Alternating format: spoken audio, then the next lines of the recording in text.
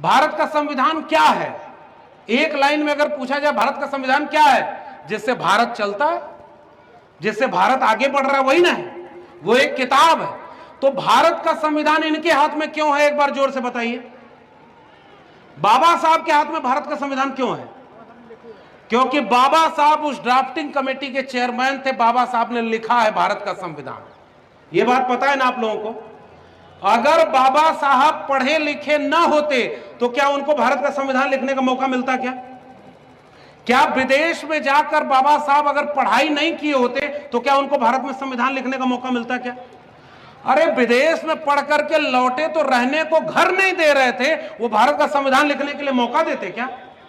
लेकिन मजबूरी उस समय की यह थी कि जिस दौर में भारत का संविधान लिखा जाना था, बाबा साहब से ज्यादा पढ़ा लिखा व्यक्ति दूसरा कोई भारत में था ही नहीं। इसलिए बाबा साहब को संविधान लिखने के लिए कहा गया। जितनी डिग्रियां थी, जितनी काबिलियत थी, वो इनमें थी, इसलिए भारत का संविधान लिखे।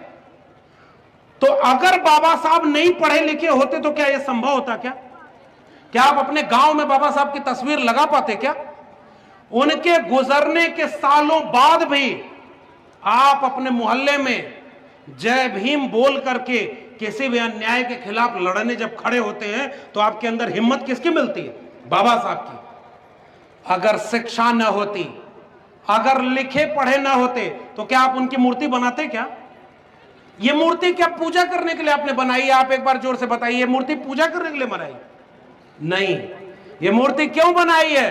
क्योंकि अपने लोगों को आत्मविश्वास दें कि तुम्हारे बीच में जिसे मनुष्य ही नहीं समझा गया, उसने इस मुल्क का मुस्तकबिल लिख दिया है। इसलिए वंचितों, शोषितों, कमेरा जाति के लोगों, अपने बेटे बेटियों को पढ़ाओ ताकि एक बाबा साहब के सपनों के दिखाए भारत में अनगिनत उनके शिष्य पैदा हों और इस देश को वैसा बना दें जैसा फूले, अंबेडकर और पेरियार चाहते थे।